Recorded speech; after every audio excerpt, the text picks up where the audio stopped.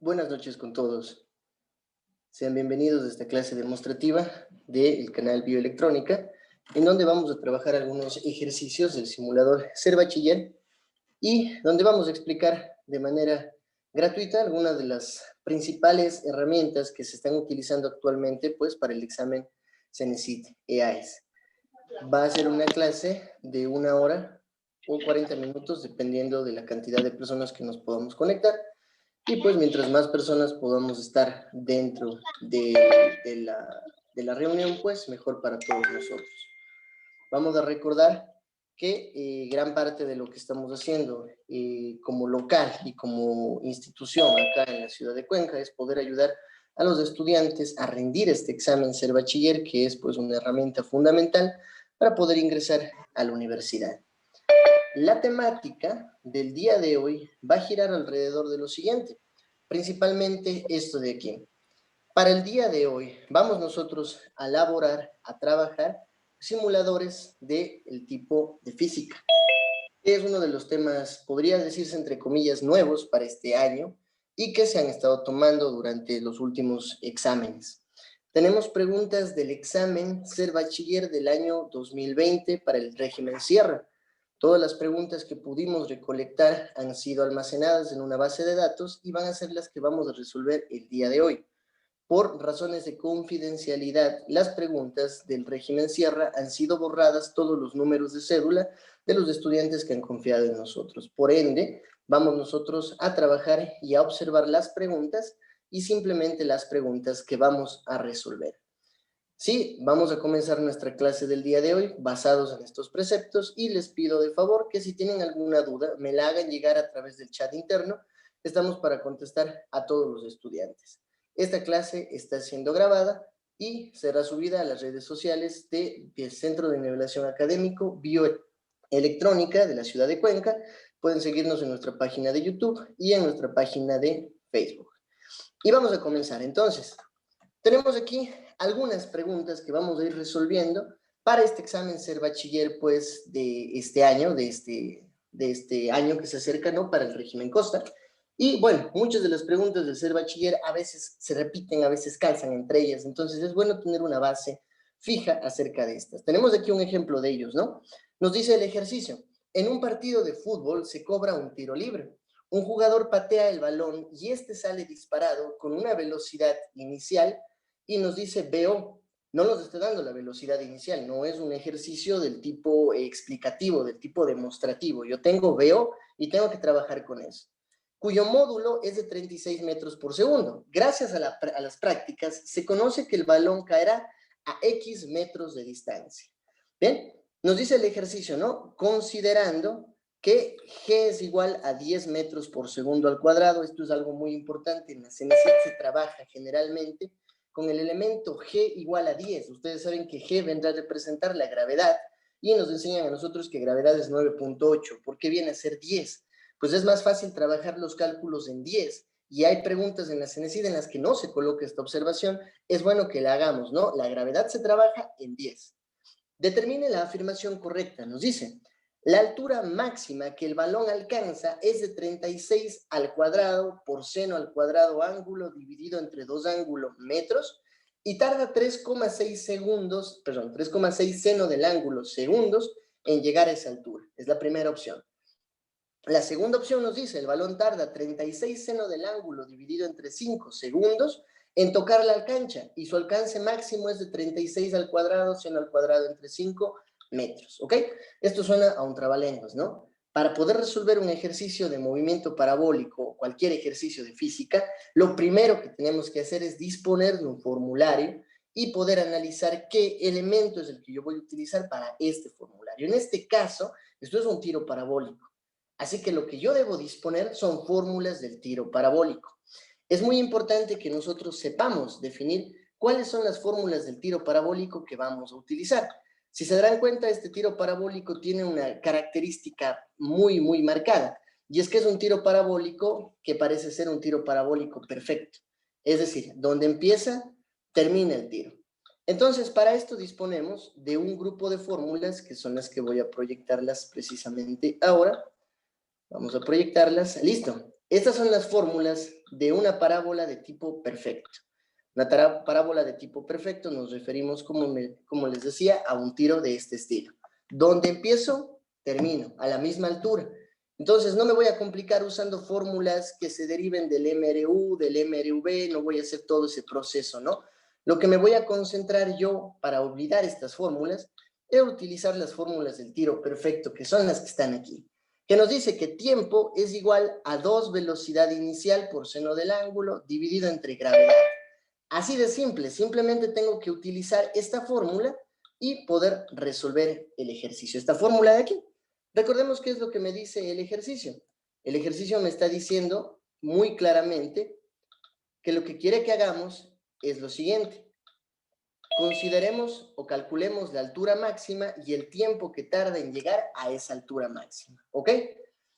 Si sabemos y conocemos ya las fórmulas como las que estábamos teniendo antes, voy a rayar un rato la pantalla, sabemos que la fórmula de la altura para el tiro parabólico es velocidad inicial al cuadrado por seno del ángulo elevado al cuadrado y dividido entre 2 gravedad. Esto se vuelve súper sencillo porque solo es cuestión de reemplazar lo que tenemos.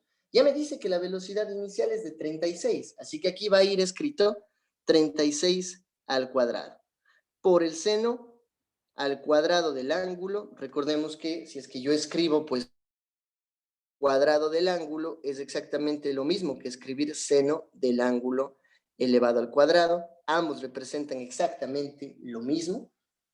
Y aparte de eso, pues, nos dice que esto es dividido entre 2 gravedad, o sea, 2 por 10, obteniendo una altura de ¿cuánto? De 36 al cuadrado, seno al cuadrado del ángulo entre 20. Aquí, de por sí, ya podría yo saber que la primera opción es la más idónea. La altura máxima que alcanza el balón es esta de aquí. ¿Ok? Pero aparte de eso, me dice que busquemos el tiempo. Y tarda 3,6 segundos en llegar a esa altura. Tarda 3,6 segundos en llegar a esa altura. Entonces, lo importante ahora es el tiempo. Busquemos el tiempo que se demorará. Aquí es donde muchos estudiantes fallan en el concepto de utilizar el tiempo.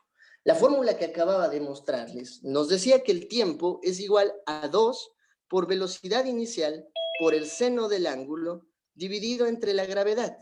En pocas palabras, tiempo es igual a 2 por 36 por el seno de un ángulo que no conozco y entre una gravedad de 10. Si yo hago la operación, se darán cuenta que la mitad de 2 es 1 y la mitad de 10 es 5 y me va a quedar 36 seno del ángulo entre 5.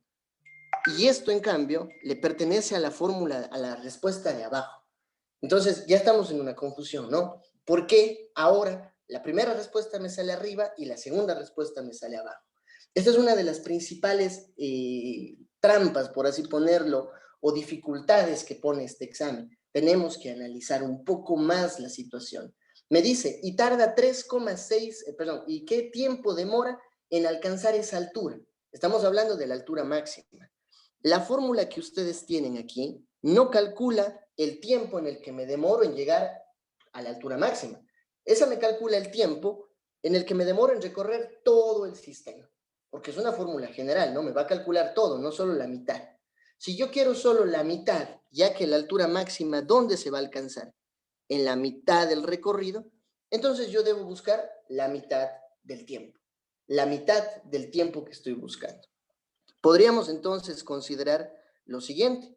En vez de utilizar esta fórmula de aquí, podemos hacerle una pequeña modificación, ¿ok? Decimos que no quiero esta fórmula, solo quiero la mitad. Así que voy a dividir esta fórmula entre 2. En pocas palabras, extremos con extremos, medios con medios, me dirá que yo voy a colocar debajo de toda esta fórmula el elemento 2G, donde 2 y 2 se van y me quedo yo con lo siguiente. Tiempo es igual a velocidad inicial de 36 seno del ángulo dividido entre 10. 36 entre 10, sencillísimo. Si tengo que dividir entre un número como el 10, como el 100, como el 1000, corro las cantidades de ceros pues con comas. Como el 10 tiene un solo cero, pues corro una sola coma, dándome que el tiempo es igual a 3,6 seno del ángulo. Esto acaba de confirmar que esta respuesta es precisamente la correcta. ¿Por qué? No solamente tengo la altura máxima, sino ya también tengo el tiempo que me voy a demorar en alcanzar esa altura máxima. ¿Bien? Esto es un ejercicio de tiro parabólico y en el CENESID muchas veces los ejercicios se repiten o cambian en detalles muy ínfimos. Así que es importante considerar la serie de procesos que hemos resuelto. Para los estudiantes que se están uniendo actualmente, repito el proceso que estamos trabajando. Estamos resolviendo ejercicios del simulador del año 2020, no del simulador, más bien dicho, del examen mismo. Por esa razón, ustedes podrán ver cuadros blancos en mitad de la foto, debido a que hemos tenido que borrar los números de cédula de las personas que han confiado estas preguntas y estos procesos y estos exámenes en nuestro servicio. Bien, por el momento, este es el primero de los ejercicios que hemos resuelto. Si algún estudiante quiere ver la clase completa, va a estar cargada en nuestras redes sociales y en nuestro canal de YouTube, Bioelectrónica, Centro de Nivelación Académica, donde podrán seguir el proceso. Bien, este es un ejercicio de tiro parabólico. Vámonos con un nuevo ejercicio que podamos, pues, trabajarlo. Tenemos, pues, un nuevo ejercicio acá. Este es un ejemplo un poco más complicado de los que estaban en el examen Ser Bachiller de este año. ¿Qué nos dice? En un juego de billar experimental se han empleado bolas de diferente masa. Un participante golpea una bola blanca de 160 gramos, otorgándole una rapidez de 10 metros por segundo, y de esta manera impacta a la bola número 8 de 200 gramos que se encuentra en reposo. Mediante una cámara de alta velocidad se registró que la bola número 8, después de la colisión, se desplaza con una rapidez de 6,4 metros por segundo. Determine la rapidez en metros por segundo con la que se desplaza la bola blanca después de la colisión, considerando que el efecto de la fuerza de rozamiento es despreciable y que las bolas se desplazan en la misma dirección. Ok, este es un ejemplo de un tema que se conoce como ímpetu, conservación de la energía o choques. Cualquiera de estos elementos están dentro del temario de EAES. Y es uno de los ejemplos un poco más complicados de resolver. Vamos a hacerlo paso a paso. Primero consideremos lo siguiente. Tenemos nosotros una y dos elementos que van a estar a punto de colapsar. El primero de ellos es la bola blanca que se está acercando hacia la bola número 8. La bola blanca se desplaza a 10 metros por segundo y tiene una masa de 160 gramos. Y va a impactar con la bola número 8, como pueden observar aquí, la bola número 8, que se encuentra en reposo. Así que yo puedo decir que la velocidad que tiene la bola número 8 es de 0. Vamos a ponerle un poco de nomenclaturas a esto para que sea un poquito más claro el proceso. Tengo aquí una velocidad inicial 1, 10 metros por segundo, y una velocidad inicial 2, 0. Estamos hablando de la bola 1 y de la bola 2, que va a ser la bola 8. Y una masa de 200 gramos. Ha ocurrido que después del impacto, después del choque de las dos, se ha registrado que esta misma bola 8 ya deja de estar en reposo y se empieza a mover con una velocidad final 2 de 6,4 metros por segundo. Miren la velocidad que ha alcanzado después del impacto. Y la pregunta es, ¿cuál será la velocidad, de la bola blanca, de la bola número 1? ¿Cuál va a ser la velocidad final de este elemento de aquí? Esto es principalmente lo que nosotros tenemos que considerar en esta serie de cálculos, ¿ok? Entonces, para resolver un ejercicio por el método de ímpetus o por el método de choques, tenemos que recordar algo. La principal propiedad de la energía no se pierde, no se crea, simplemente se transforma.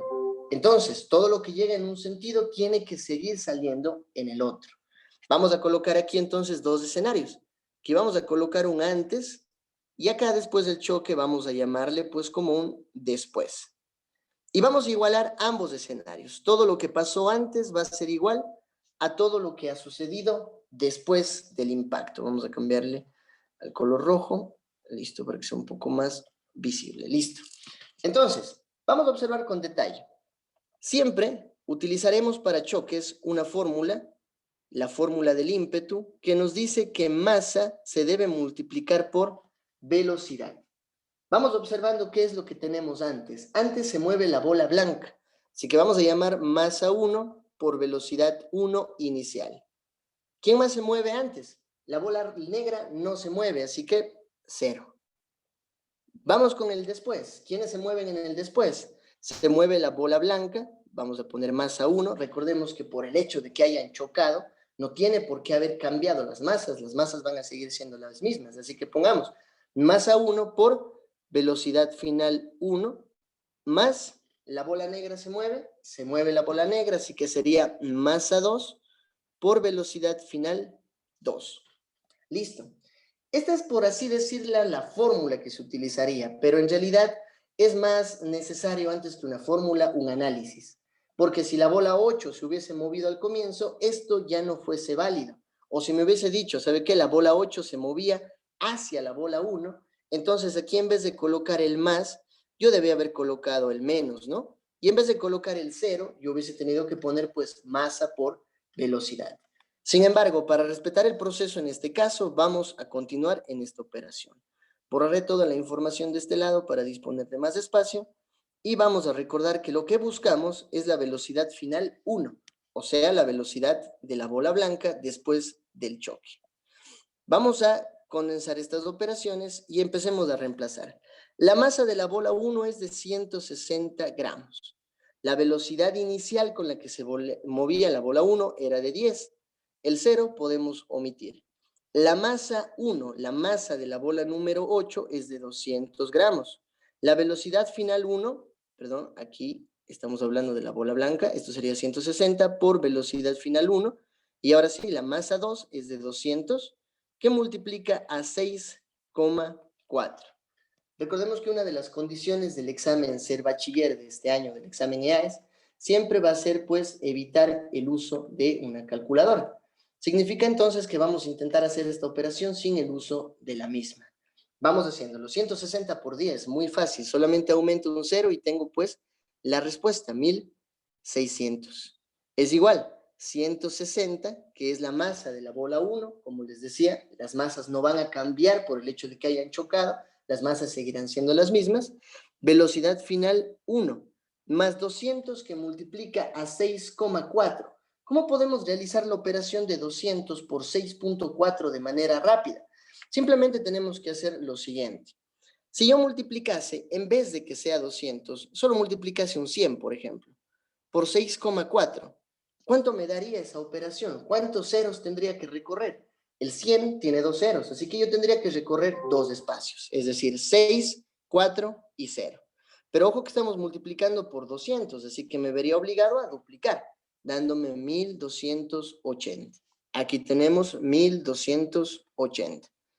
Vamos terminando la operación, cruzando ese 1280 del otro lado, tendríamos 1600 menos 1280 es igual a 160, velocidad final 1. Vamos restando 1000 de 1000, me quedaría pues simplemente 600 menos 280. Vamos restando, ¿cuánto me daría restar 600 de 280? Sencillo, si yo hago la operación me quedaría 0, 2 y 3 de este lado, 320. Vamos a borrar esto de aquí y vamos a obtener la respuesta. 320 es igual a 160, velocidad final 1. Y aquí el proceso es súper simple, solo debemos despejar 320 en 360 y observaremos que la división de estos dos elementos, vamos a habilitar la sala de espera para que puedan ingresar los estudiantes, me va a dar 2 de respuesta. Eso quiere decir que la velocidad después del impacto es el 2 que está registrado como la última de las 3 opciones en el formulario, ¿sí? Tenemos de respuesta la velocidad final 1 de 2 metros por segundo. Y aquí ya tenemos planteado todo nuestro proceso. Repito, todos los ejercicios de este estilo requieren un análisis de un antes y de un después. Quiere decir, igualo todas las situaciones que pasó antes del choque a las que fueron después del choque. En la CENESID son comunes los choques de tipo elástico, mas no son muy comunes los choques de tipo inelástico. Estos no son muy comunes. Algo que tenemos que tener en consideración. Este choque es un choque de tipo elástico.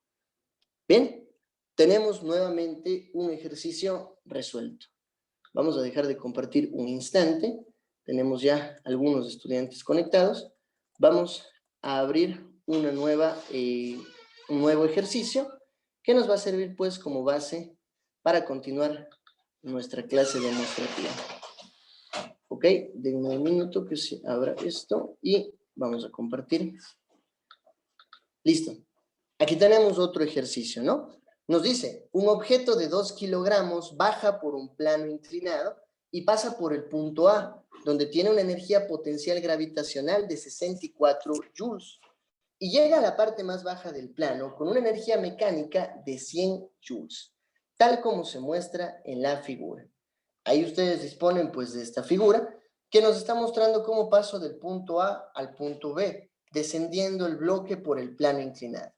Nos dice, la superficie es lisa, determine la energía cinética al pasar por A en joules del objeto. Y bueno, aquí tenemos las dos respuestas u opciones posibles. 36 o 164 son las dos respuestas disponibles en este proceso. Para resolver un ejercicio de este estilo, nosotros tenemos que recordar un poco del tema de conservación de la energía. ¿Qué es la energía mecánica? ¿Qué representa? Quiero que recordemos lo siguiente. En el colegio aprendemos, o más bien, en la cotidianidad sabemos que existen muchos tipos de energía. Energía calórica, energía térmica, energía de tantos tipos.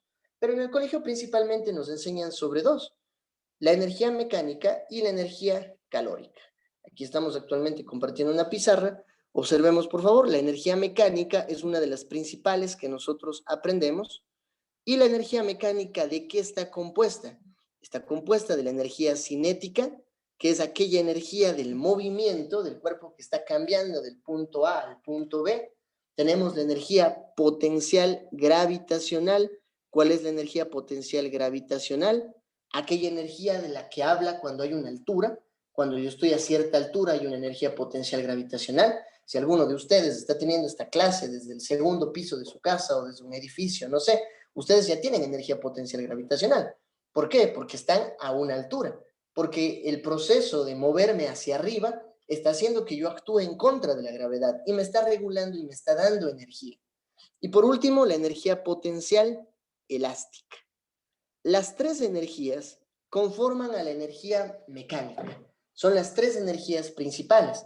Y recordemos las fórmulas de manera muy rápida. La energía cinética tiene la fórmula masa por velocidad al cuadrado entre 2. La fórmula relacionada a la velocidad. La energía gravitacional, que vamos a escribir como UG, la potencial gravitacional, tiene de fórmula masa por gravedad por altura. Mientras más masa y mientras más alto, más energía dispongo. Y por último, la energía elástica, que nos dice que la constante del resorte se debe multiplicar por x al cuadrado entre 2. No confundamos la k de aquí con la k de acá. La k de aquí abajo es la constante del resorte. Generalmente se utiliza este símbolo para llamar a la constante. Y estas constantes se miden en newtons por metro. Cada resorte dispone de su propia constante. No es lo mismo la constante del resorte de un microminas a la constante del resorte de los amortiguadores de un auto o a las del colchón.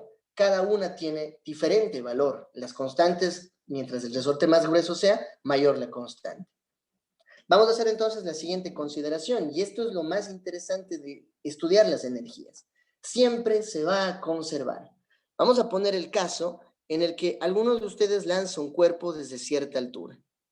Yo lanzo este cuerpo con una velocidad inicial 0 y digo, ok, la energía que hay acá arriba es aproximadamente de 1000 joules. ¿Cuánto será la energía que hay aquí abajo? Vamos haciendo un análisis mental ahora. Siempre que vayamos a hacer un análisis de energía, contrasten esto, energía mecánica. Deben haber 3, o al menos 2, o al menos una de ellas. Entonces, si yo estoy lanzando con velocidad inicial 0, no hay movimiento, entonces no podría decir que hay energía cinética, porque la cinética es la del movimiento. Se darán cuenta que en este ejercicio no hay resortes por ningún lado, así que energía potencial elástica no existe ni arriba ni abajo. No existe esta energía elástica porque no hay ningún resorte involucrado en el sistema. Vamos con la energía gravitacional. Esta es una situación muy diferente. Como yo estoy lanzando la piedra desde una superficie alta, es lógico que exista energía gravitacional. Así que, si podríamos darle los 1000 joules a alguien, tendría que ser a la energía gravitacional. Pero aquí viene la parte más interesante del sistema. Como habíamos mencionado antes, ¿no? Uno de los principales conceptos, una de las principales teoremas de la física es que la energía no se va a perder, siempre se va a transformar. Es decir, la energía no la voy a crear de la nada, ni la voy a desaparecer de la nada, va a estar en constante transformación. Entonces, si arriba tengo 1000 joules, conforme yo esté cayendo, en la parte más baja también debo tener los 1000 joules. No pueden haber desaparecido por desaparecer. Pero acá abajo, estamos hablando ya del suelo, ¿no? En la parte del suelo, yo tendré energía gravitacional. Consideren que la fórmula es esta, ¿no? Masa sí tendré, porque la piedra sigue siendo la piedra. Gravedad sí, porque sigo en la Tierra. Pero altura ya no. Y si la altura es 0, la energía gravitacional ahora no existe. De tal forma que todo lo que antes le perteneció a la energía gravitacional, hoy le pertenece a la energía cinética. Ese proceso de intercambio. Si nosotros nos ponemos a pensar, ¿cuál será la energía a mitad del recorrido? A mitad del recorrido, ¿qué tendré? Arriba tenía 1000 para la gravitacional y abajo 1000 para la cinética. En el medio, como la energía no se puede perder, voy a tener mitad. 500 joules para la cinética y unos 500 para la gravitacional. Mitad. 500 para el uno y 500 para el otro. Así 500 y 500 me vuelve a dar 1000 y sigo respetando esta ley. Nada se crea, nada se destruye, solo se transforma. Y vamos a utilizar esa misma aplicación para el ejercicio que tenemos acá.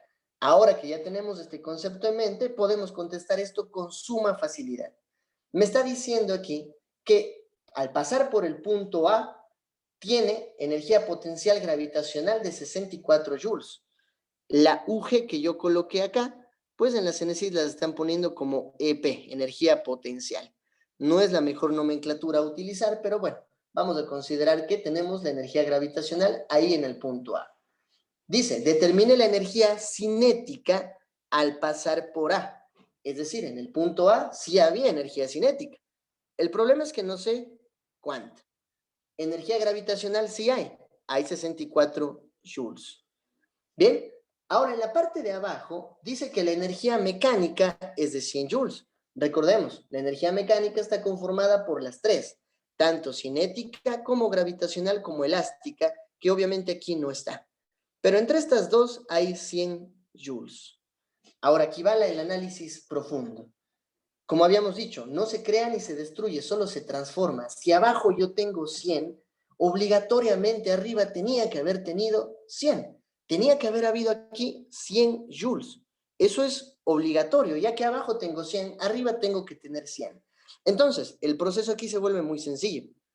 Si yo tenía que tener 100, ¿cuánto tiene que haber aquí? Pues simplemente voy a restar 100 de 64 y me voy a dar cuenta que lo que yo necesitaba era 36. Eso era lo que me faltaba en la parte alta, 36 joules. Y es lo que ustedes pueden observar en este ejemplo de aquí. La primera respuesta sería la respuesta correcta, 36 joules. ¿Bien? Entonces, ¿qué importante tiene este ejercicio? Miren que en este ejemplo nos habla de que el objeto pesa 2 kilogramos, pero en realidad yo utilicé la masa en algún momento. ¿En realidad yo reemplacé la masa en alguna fórmula? No. Así hay muchos ejercicios de este estilo que en la CNCID, en el examen EAES, que tienen datos fantasma, ¿no? Que tienen datos que nos intentan un poquito marear. Ese objeto de 2 kilogramos nunca me sirvió el hecho de que tenga 2 kilogramos. Pudo haber sido un objeto de 1.000.000 de kilogramos e igual me hubiese salido la misma respuesta. Entonces tenemos que estar muy atentos a cuándo y qué datos voy a utilizar yo para realizar mis procesos. Bien, tenemos nosotros ya todos estos elementos, ¿no? Vamos por un momento a dejar de compartir y vamos a continuar resolviendo más ejercicios de esta índole, ¿ok? Vamos a compartir nuevamente, si me dan un minuto. Y listo, tenemos aquí otro ejercicio, ¿no? Nos dice, pues, que un resorte de constante K, que está suspendido verticalmente del techo de un laboratorio, tiene adherido un bloque de masa M en su extremo inferior. Luego, desde la posición de equilibrio, se estira el sistema de resorte bloque hacia abajo con una amplitud A y se lo suelta para que oscile con una frecuencia angular W igual a la raíz de Km, despreciando el rozamiento con el aire. Calcule en función de W y A la rapidez que tendrá el bloque en el punto medio entre la posición de equilibrio y la máxima elongación del resorte. Nuevamente aquí tenemos un ejercicio de mayor complejidad. Ustedes se darán cuenta que este ejemplo que estamos viendo aquí le pertenece a un tema en específico, el movimiento armónico simple. Este tema del movimiento armónico simple ha sido el tema, pues uno de los temas que más se evaluaron durante el examen del año anterior, durante el examen del régimen Sierra 2020, y es muy importante que sepamos cómo plantearlo. En el caso del movimiento armónico simple existen un montón de fórmulas que podemos utilizar, pero según hemos ido analizando y hemos ido resolviendo algunos ejercicios, no es necesario el uso de todas las fórmulas para poder resolver estos ejemplos. Solo es necesario el uso de algunas de estas fórmulas para poder trabajar. Generalmente el movimiento armónico simple funciona de una manera bastante particular. Si observamos con atención en la cámara, nosotros podemos ver aquí un sistema que tiene conectado pues una masa, ¿no?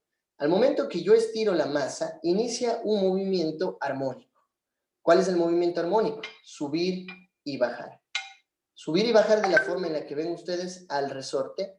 Este es un resorte el que está sosteniendo, ¿no?, esta masa que estoy colocando aquí. Y al momento que él estira, empieza pues con su proceso de movimiento armónico simple. Sube y baja. Esta es la base del movimiento armónico simple. Y el proceso va a girar alrededor de esto de aquí. Ahora, lo importante aquí es saber qué fórmulas voy a utilizar y qué es lo que me está pidiendo. Principalmente nuestra fórmula a trabajar tiene que ser una fórmula relacionada a la velocidad o a la rapidez, porque eso me pide. La rapidez que tendrá el bloque en el punto medio. Bueno, después nos complicamos en ese lado. Primero busquemos una fórmula.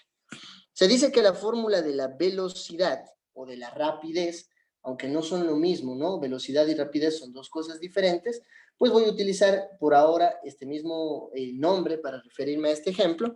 Es igual a la velocidad angular y la raíz de a al cuadrado menos x al cuadrado. ¿Qué representa cada cosa? Velocidad obviamente se mide en metros por segundo, es la velocidad que tiene el elemento. W es la velocidad angular. ¿Cuál es la velocidad angular? La velocidad con la que un cuerpo se mueve rotando. La A, ¿qué es la A? Es la amplitud, ya me está diciendo que esa es la amplitud. Menos x al cuadrado. ¿Qué es x al cuadrado? Pues es la distancia, la elongación que tenga el sistema, ¿sí? Por ejemplo, si yo les preguntase del mismo resorte que tengo acá, ¿cuál sería la amplitud? Pues la amplitud sería qué tan largo hago yo el estiramiento. Por ejemplo, aquí. Esta sería la amplitud. Y si yo quisiera hacer un análisis X, podría hacerlo, por ejemplo, aquí. En este punto no es el estiramiento más largo, el estiramiento era acá. Así que esto es amplitud, esto es X. Esto es amplitud, esto es X. En este caso nos dice que tendrá la posición de equilibrio y la máxima elongación del resorte en el punto medio, es decir, desde la amplitud máxima hasta el punto medio de esa amplitud máxima. Observen a detalle que las respuestas están en función de W y de A, de W y de A. No entró jamás la constante del sistema, no entró jamás la masa. Dense cuenta otra vez que tenemos datos fantasmas aquí. No me sirve esa constante del resorte, no me sirve esa masa. Lo único que me sirve es la fórmula que he escrito ahí. Y simplemente vamos a hacer lo siguiente. Velocidad angular, ya está. Amplitud del resorte, ok. No sé cuánto es la amplitud, me dice que es A, así que voy a dejar en función de A. Pero si hay una cosa que podemos reemplazar.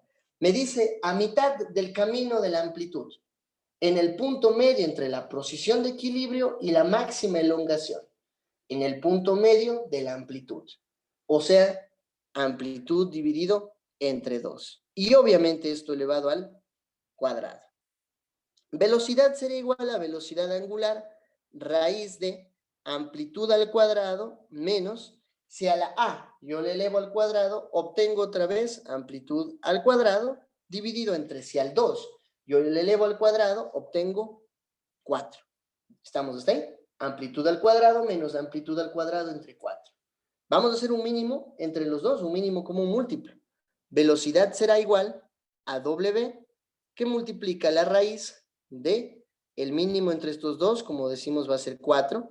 4 dividido entre 1, pues a 4, por amplitud al cuadrado es 4 amplitud al cuadrado, menos 4 entre 4 a 1, por amplitud al cuadrado, pues amplitud al cuadrado. Vamos terminando ya esta parte, y nos quedaría pues que la velocidad es igual, la W ya está afuera. Si resto yo 4a cuadrado de a cuadrado, me queda 3a cuadrado entre 4. Por último, el W se queda aquí. La raíz del 4 de abajo yo le puedo sacar tranquilamente. La raíz del 4 de la parte de abajo me va a dar 2. La raíz de a al cuadrado pues me va a dar a. Y me voy a quedar yo con la raíz de 3, que es lo único que no puedo sacar, o que al menos no tengo un valor exacto. Si acomodan esta respuesta y ponen primero a la raíz de 3, después a la W, después a la A y al final al 2, se darán cuenta que la respuesta que buscamos es la segunda opción de este banco de preguntas. Raíz de 3 por velocidad angular por amplitud dividido entre 2. Repito, muchos de estos ejercicios son muy similares entre ellos y es muy probable que muchos de estos ejercicios pues se vuelvan a repetir o se vuelvan a repetir, sí, durante estos nuevos exámenes. Así que les recomendaría pues tomar notas, apuntes, si es que es de ser posible, de lo que estamos realizando. Y si no se ha tomado apuntes, recuerden que esta clase está siendo grabada y va a ser cargada en nuestras redes sociales y en la página de YouTube, Centro de Nivelación Académica Bioelectrónica, durante las próximas horas. Listo, tenemos un ejercicio más. Vamos a dejar de compartir y vamos a abrir un nuevo ejercicio del simulador. Vamos a compartir nuevamente. Listo, aquí tenemos un ejercicio más. En este ejercicio nosotros podemos ver, como les digo, ya está en la parte de ciencias naturales, nos dice que, si observamos a detalle, en el proceso de secado de ropa, el tambor de una lavadora alcanza un movimiento circular, y hay una línea vacía, ¿no? Un movimiento circular, no sé. Cuando la rapidez angular se mantiene constante. Aquí está el truco para entender esta pregunta. Cuando la rapidez angular se mantiene constante. Además, en ese instante de tiempo, la aceleración, otra vez una línea, tiene un valor distinto de 0. O sea, no es 0. Puede valer lo que sea, pero no va a valer 0. Y aquí tenemos las opciones. O sea, es un movimiento circular variado y una aceleración centrípeta, o tal vez un movimiento circular variado y una aceleración tangencial, o tal vez un movimiento circular uniforme y una aceleración centrípeta, o un movimiento circular uniforme y una aceleración tangencial. No sabemos. No sabemos cuál de todos esos es la opción correcta. Entonces, vamos a tener que valernos de lo que más nos podemos valer, de lo que tenemos escrito en el ejercicio. ¿Qué nos dice? Cuando la rapidez angular se mantiene constante, este es el truco, se mantiene constante. Y cuando hay constancia, estamos hablando de un tipo de movimiento. Vamos a compartir una pizarra para ir recordando. Que en la física, generalmente nosotros trabajaremos al movimiento circular uniforme y al movimiento circular uniformemente variado. ¿Qué diferenciaba lo uniforme de lo variado? Lo uniforme era algo que se movía siempre a la misma velocidad. Siempre nos movemos a 10 kilómetros por hora, a 30 kilómetros por hora, jamás ni frenamos ni aceleramos. Nos movemos a la misma velocidad. En cambio, cuando es variado, yo podré moverme a 10, a 30, a 40, a 50, como cuando voy en un auto y piso el acelerador a fondo. Conforme más tiempo tenga pisado el acelerador, más rápido se mueve el auto. En el caso de la CENESID son más comunes los ejercicios de MCU que los ejercicios de MCV. Sin embargo, vamos a colocar los dos elementos aquí. Para el movimiento circular uniforme, la fórmula principal es la velocidad angular, que es equivalente al espacio sobre el tiempo. Como en este caso no hablamos de espacio lineal, ya que es un cuerpo que gira, en vez de espacio se coloca el elemento θ, que significa ángulo. Vamos recordando entonces que W es velocidad angular, la cual se mide en radianes por segundo. El ángulo que también vamos a medirlo en radianes, y obviamente el tiempo, que vamos a medirlo en segundos. Son las medidas internacionales, ¿no? Es mejor trabajar en estas medidas siempre. Vamos, aparte de eso, en el movimiento circular uniforme hay ciertas fórmulas que son comunes para los dos casos, tanto como el MCU como el MCV. ¿Comunes en qué sentido? Por ejemplo, la longitud de arco es igual al ángulo por el radio. ¿Qué es la longitud de arco? Es la cantidad que se recorre, pero en metros. Vamos a ponerlo de esta forma. Yo me voy a una carrera, veo una competencia en una pista circular, veo que una persona corre y a la persona no se le va a considerar la cantidad de radianes que cubrió o que dio 5 vueltas de la cancha y genial, le voy a dar el premio por eso. No, se mide por la cantidad de metros que recorrió. Entonces, un movimiento circular no solo se puede medir en grados o en radianes, también se puede medir en metros. Entonces, si voy a medirlo en metros, necesito una fórmula que transforme lo que trabajaba antes en radianes, ahora en metros. Y es precisamente esta de aquí. La S significa longitud de arco y la medimos en metro.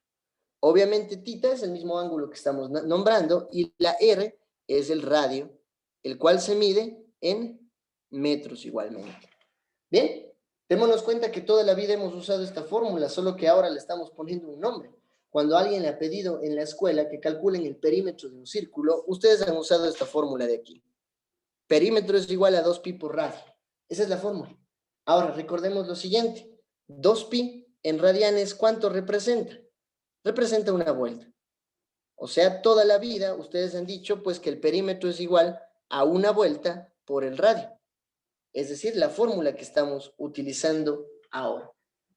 Simplemente que en este momento yo estoy utilizando esta fórmula para que no sea siempre una vuelta, para no tener el 2pi enmarcado, sino para decir, ok, puede ser tal vez menos de 2pi, un poco más de 2pi y todos estos elementos de aquí.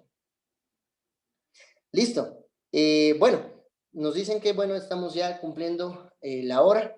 No sé si tal vez está Paul con nosotros para que podamos tomar entonces tal vez la parte de química, un poquito de la parte de química.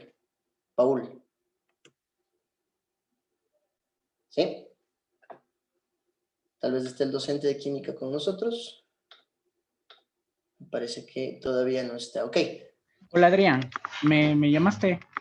Sí, está tal vez el docente de química, que me comentes, para que comience él, o Sí, todavía no. sí, justamente. Hola chicos, muy buenas noches. Me presento, mi nombre es Paul Barros, soy ingeniero electrónico, también docente del Instituto Bioelectrónica. Yo doy la materia de matemáticas. Verán jóvenes, en este momento está Renato Carrillo, el docente de química. Vamos a ver una introducción o algo muy breve con él, porque ya mismo ajustamos la horita, ¿no?, de clases. Entonces, chicos, vamos a ver con Renato qué nos tiene preparado, ¿sí? Listo, excelente, Paul. Bien, vamos a Buenas esperar entonces noches. que el docente Renato se conecte. Bien, Renato, todos tuyos. Gracias, Ren. Bien, buenas noches, muchachos. Como les ha dicho ya Paul y Adren, yo soy el docente de química, también lo que es biología y ecología. Entonces, para esta noche he planeado más que una clase de química, una clase de biología, para más o menos diferenciar cómo se desarrolla lo que es los temas de biología en el examen y en la preparación. Entonces, comencemos. Normalmente, para la preparación del examen, nosotros dividimos las clases en pequeñas bandas temáticas. Y una de las primeras temáticas que se ve en biología es el cuerpo humano. Cuando hablamos del cuerpo humano, estamos hablando de lo que son los sistemas. Dentro de nuestra preparación, por ejemplo, del sistema cardiovascular, nosotros tenemos un pequeño resumen en el cual explicamos el funcionamiento del sistema, a qué se dedica, pero también complementamos con una visualización más específica acerca de este sistema. Por ejemplo, en el sistema cardiovascular, que podemos observar en este momento, podemos observar la distribución tanto de venas y arterias dentro del cuerpo humano. Además, podemos ver el órgano principal del sistema, que en este caso es el corazón, como podemos ver aquí. La ventaja de esta simulación que podemos observar es que podemos detenidamente ver las estructuras de los órganos. Si bien en el examen no les van a preguntar el corazón está formado por o cuáles son las 4 divisiones del corazón, no, en el examen van a preguntarles sobre patologías de los diferentes órganos, de los diferentes sistemas, y obviamente ustedes deben conocer las estructuras para poder responder a estas preguntas. Por ejemplo, si nosotros vemos el corazón y le hacemos un zoom, podríamos hacerle, ¿sí? Podremos ver una de las estructuras más importantes de este órgano, que en este caso son las arterias coronarias. Como les había dicho, en el examen les van a preguntar acerca de las patologías que pueden sufrir los distintos sistemas. Entonces, dentro de la preparación, también podemos o también acotamos las patologías principales o más comunes que se muestran dentro de estos sistemas. Por ejemplo, como hemos visto ya la estructura de las arterias coronarias dentro del corazón, nosotros podemos observar o podemos tener que una de las patologías que les afecta a esta porción del órgano es el infarto al miocardio. El infarto al miocardio no es nada más que un taponamiento de estas arterias, de todas las arterias coronarias, ¿sí? Hay que entender una cosa, el corazón es un músculo que funciona constantemente, es decir, necesita una alimentación constante. Si estas arterias se ven dañadas, se ven tapadas por A o B razón, el corazón dejará de funcionar. La facilidad que nos maneja esta plataforma virtual es la de poder observar en tiempo real, podríamos decir así, el funcionamiento de distintos órganos, además de observar sus estructuras. Por ejemplo, aquí tenemos la pared interna del ventrículo derecho, por el cual ingresa y pasa hacia la arteria pulmonar la sangre carboxilada. Entonces, si regresamos un poquito a lo que es el sistema cardiovascular en general, el funcionamiento general de este sistema es el de bombear sangre a todo el cuerpo y llevar nutrientes y desintoxicar el cuerpo. Nosotros podemos ver que la delineación del sistema atraviesa todos y cada una de las partes de nuestro cuerpo. Y podemos ver también diferentes partes en las cuales, por ejemplo, las arterias y las venas son más gruesas. En esos lugares, en esas partes, por ejemplo, aquí en la cadera, o también en la primera ramificación de la aorta, podemos observar que estas arterias, al ser muy gruesas y posiblemente dar un corte, puede producir lo que es una hemorragia.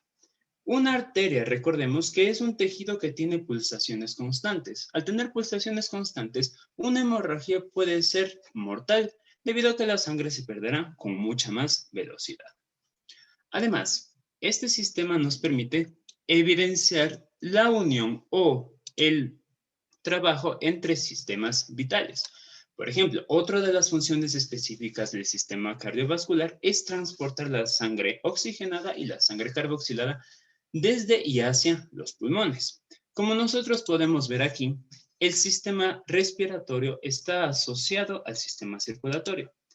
Si nosotros hacemos una pequeña vista más a profundidad, vemos que los pulmones engloban todos estos pequeños lugares donde se da el intercambio gaseoso. Toda la sangre carboxilada llega a los pulmones se encargan de oxigenar esta sangre y la devuelven al cuerpo. Esta sangre oxigenada obviamente oxigena a la vez los músculos, oxigena las mitocondrias, permite que se dé el ciclo celular, permite la generación de energía y devuelve como un desecho, digámoslo así, al CO2. ¿A dónde va el CO2? La sangre del CO2 las lleva hacia las venas cavas y las venas cavas las lleva al corazón. El corazón a su vez bombea de nuevo los pulmones y el ciclo se vuelve a comenzar. Si nosotros podemos ver también aquí, y hablábamos de otra de las funciones del sistema cardiovascular, es el transporte de tóxicos en el cuerpo. Quitemos un ratito el sistema respiratorio y vamos a poner un ratito el sistema digestivo. Nosotros podemos ver que en el sistema digestivo, en específico, lo que es el hígado, perdón, podemos ver lo que es el hígado. ¿Bien? Podemos ver que tiene una gran cantidad de vasos sanguíneos. Eso significa, o esto se debe a que el hígado es un órgano encargado de la desintoxicación del cuerpo. Los vasos sanguíneos tienden a llevar las toxinas, todos los venenos que pueden ingresar por una mala alimentación, por el consumo de drogas, se lo lleva hacia el hígado. El hígado lo que hace es desintoxicar y enviar a los riñones para que sean excretados. Esto un poco en lo que es funcionamiento de los sistemas. Como les había manifestado, también revisamos un poco más a profundidad lo que son las patologías. En este caso, si nosotros hablamos de patologías cardíacas, una de las más importantes y las que afecta más, y es muy probable que se tome en el examen, es la patología de la hipertensión. Cuando nosotros hablamos de hipertensión, estamos hablando de una subida de la presión sanguínea, tanto en la presión sistólica como diastólica. No sé, ustedes deben haber escuchado cuando se hacen controles médicos que el doctor dice la presión está bien, está dentro del rango de 120-80. El problema de la hipertensión es el valor que sube de este rango. 120 se refiere a la presión sistólica, es decir, la presión cuando se contrae el corazón. Y el 80 es la presión diastólica, la presión que se da cuando el corazón se relaja. Si este valor sube, estamos hablando de una hipertensión. Hablamos también de bradicardias, taquicardias, cuando los latidos por minuto suben o bajan dependiendo de un estímulo externo o un estímulo interno en el cuerpo. Y también una de las patologías más comunes de este sistema es el fallo por trombosis, que no es nada más que la generación de un coágulo sanguíneo, ¿sí? De esta manera, nosotros llevamos las patologías, toda la explicación dentro de los sistemas en nuestras clases. Como ustedes pueden ver, no solo nos dedicamos a un solo sistema, vemos todos los sistemas que se necesiten para cumplir con el examen. Además, lo que también, cuando nosotros terminamos ya una buena cantidad de los temas, hacemos lo que es un pequeño recordatorio mediante preguntas tipo simulador, ¿sí? Por ejemplo, que decimos, ¿qué órgano sufre el siguiente padecimiento? Son preguntas como les puede aparecer en el examen, ¿sí? Nosotros lo que hacemos en la clase es leer la pregunta y darles la oportunidad a ustedes para que evalúen el texto. En este caso, la evaluación del texto puede decir si arterias coronarias es lo más importante de esta presentación, de este texto. Entonces, ¿qué órgano sufre el siguiente padecimiento? Vimos que el corazón, cuando se obstruye o se obstruyen sus arterias coronarias, puede sufrir un paro, un cese de funcionamiento. Por lo tanto, la respuesta correcta sería corazón. Así también tenemos preguntas de relación a las columnas, como vemos aquí, referirnos a órganos, y lo que también se puede ver son casos clínicos, ¿sí? En el examen, ustedes van a encontrar casos clínicos un poco más sencillos o a veces más complicados como el que tenemos aquí. Este es un caso clínico en el cual el paciente viene o presenta memoria a corto plazo, extremidades con temperatura muy baja, y tenemos los resultados de un análisis de sangre. Por ejemplo, tenemos una hipoxia, tenemos glucagón, que es una hormona en sangre, es mínima, y tenemos niveles de azúcar extremadamente bajos. Con estas características que muestra el paciente, debemos elegir cuál de las fallos, cuál de los padecimientos que tenemos en la parte derecha sufriría el paciente. De esta manera, podemos realizar el análisis de todos los sistemas sin tener que estar revisando una y otra vez los órganos, las estructuras, los funcionamientos. ¿Sí? Entonces, eso, estimado Paul.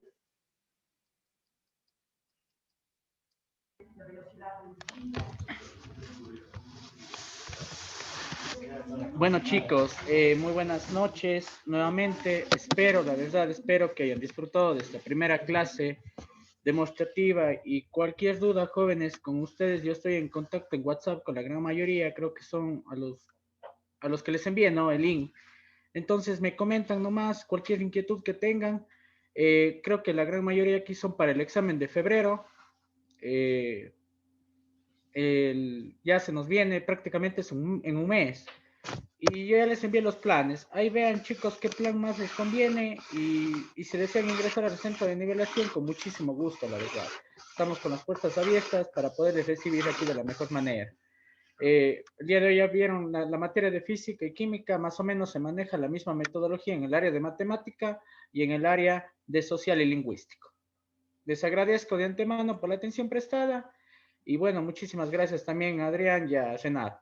Adrián.